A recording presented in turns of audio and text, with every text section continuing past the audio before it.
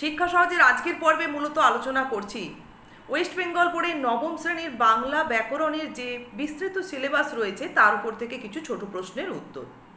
দেখো, তোমরা শুরু থেকেই পেয়েছো ধ্বনি বর্ণ বা ধ্বনি বর্ণের নানান দিক থেকে প্রকারভেদ, ধ্বনি পরিবর্তনের নিয়ম, সন্ধি, প্রত্যয়, উপসর্গ, অনুসর্গ, বাংলা শব্দভাণ্ডার এবং শেষে ছিল তোমাদের যে শব্দ ও পদ অর্থাৎ পদ প্রকরণের যে 5টি ভাগ এবং প্রত্যেকটি ভাগের প্রয়োগ বৈচিত্র্য বা বিভিন্ন রকমের প্রকারভেদ।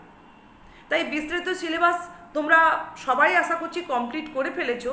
এখন তোমাদের এই পোর্শনের ওপর থেকে ছোট প্রশ্নের অনুশীলন ক্রমাগত চালিয়ে যেতে হবে, তবেই তোমরা বুঝতে পারবে কি ধরনের এমসিকিউ আর কিভাবে তোমরা very short answer type question পেতে পারো। তোমরা যে কোনো কোশ্চেন ব্যাংক ধরেও কিন্তু এই অনুশীলনটা চালাতে পারো। তা মূলত তোমরা লক্ষ্য করবে যে কোনো ডেফিনেশান অর্থাৎ সংজ্ঞা, উদাহরণ সহ বা সাদৃশ্য বা পার্থক্য এগুলো কিন্তু তোমরা ভেরি শর্ট অ্যান্সার টাইপ কোশ্চেনের ক্ষেত্রে পাবে। আর এগুলোই যত তোমরা অনুশীলন করবে অর্থাৎ ডেফিনেশান বা বিস্তৃত আকারে যত তোমরা অনুশীলন করতে যাবে সেখান থেকেই কিন্তু তোমাদের এমসিকিউটা সুন্দরভাবে তৈরি হয়ে যাবে। আজকে তোমাদের কাছে এরকমই কিছু প্রশ্ন আলোচনা করব যেগুলো তোমরা এমসিকিউতেও পেতে পারো বা ভেরি শর্ট অ্যান্সার টাইপের ক্ষেত্রেও খুব গুরুত্বপূর্ণ।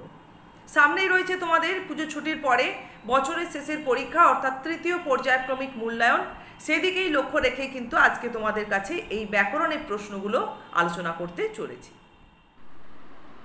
আজকের 1 নম্বর প্রশ্ন দেখো, যেসব সাধিত শব্দের ব্যুৎপত্তিগত অর্থ ও প্রচলিত অর্থ ভিন্ন ভিন্ন হয় তাদেরকে কী ধরনের শব্দ বলা হয়? না রূঢ় বা রূঢ়ি শব্দ। এইখানে যে 3টি শব্দ রয়েছে, যৌগিক শব্দ, রূঢ় বা যোগরূঢ়, এই 3টির ডেফিনেশান কিন্তু ভেরি শর্ট অ্যান্সার টাইপের ক্ষেত্রে খুব ইম্পর্টেন্ট। 2 নম্বর দেখো, নিন্দনীয় শব্দের গঠনগত রূপ নিন্দযুক্ত অনিয়, আসলে এর প্রকৃতি প্রত্যয় নির্ণয় করতে বলা হচ্ছে। ফুলদানি শব্দটি শব্দভাণ্ডার অনুযায়ী কী ধরনের শব্দ? না এটি একটি মিশ্র শব্দ। 4 নম্বর প্রশ্নে বলছে সাবধান শব্দটির সন্ধিবিচ্ছেদ হলো স্বযুক্ত অবধান। তাহলে দেখো, ডেফিনেশান থেকে কিন্তু ঘুরিয়ে প্রশ্ন আসা মানে এমসিকিউতে থাকতে পারে, আর ভেরি শর্ট অ্যান্সার টাইপের ক্ষেত্রে আমরা ডেফিনেশান পেতে পারি।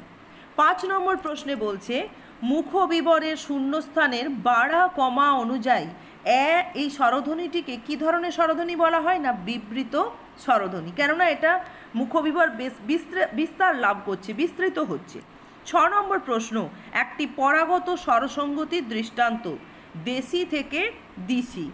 7 নম্বর প্রশ্ন দেখো, দেখে শব্দটির অপিনিহিতির রূপ কী?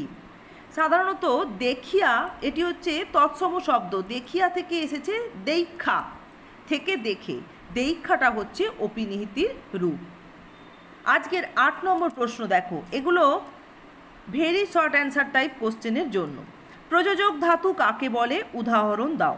অন্যকে দিয়ে কিছু করানো বোঝাতে মৌলিক ধাতুর পরে আ প্রত্যয় যোগে যে সাধিত ধাতু ঘটিত হয় তাকে বলা হচ্ছে প্রযোজক ধাতু।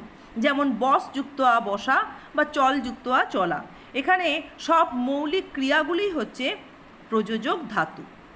এরপর দেখো 9 নম্বর প্রশ্নে বলা হচ্ছে তদ্ভব শব্দ কাকে বলে? যেসব সংস্কৃত শব্দ পরিবর্তিত হয়ে, বিকৃত কিন্তু নয়, পরিবর্তিত হয়ে প্রাকৃত এবং অপভ্রংশ স্তরের মধ্য দিয়ে ধারাবাহিক বিবর্তনের মাধ্যমে বাংলা ভাষায় এসেছে তাদেরকে বলছে তদ্ভব শব্দ। যেমন দেখো কার্য, কর্য, কাজ, এখানে কার্যটি হচ্ছে তৎসম শব্দ এবং সেটি ভাষা পরিবর্তনের স্তর অতিক্রম করে তদ্ভব রূপ লাভ করেছে কি না কাজ। এটি গেল 9 নম্বর প্রশ্নের উত্তর। এরপরে দেখো আজকে শেষ প্রশ্ন 10 নম্বর, আধিক্য অর্থে এবং উৎকর্ষ অর্থে উপসর্গ যোগে 2টি নতুন শব্দ গঠন করতে হবে। আধিক্য অর্থে কী রকম? না প্রখর, প্রগাঢ়, আরও অনেক শব্দ রয়েছে, তোমরা যেটা হোক লিখতে পারো। উৎকর্ষ অর্থে কি? প্রতাপ, প্রভাব ইত্যাদি। তাহলে আজকে তোমাদের কাছে দেখো যে প্রশ্নগুলোর উত্তর, 10টি প্রশ্নের উত্তর আলোচনা করলাম, এখান থেকে তোমরা ভেরি শর্ট অ্যান্সার টাইপের ডেফিনেশান পেতে পারো, বা ডেফিনেশান থেকেই উল্টে কিন্তু এমসিকিউ আসতে পারে। আজকে তোমরা এগুলি অনুশীলন করো।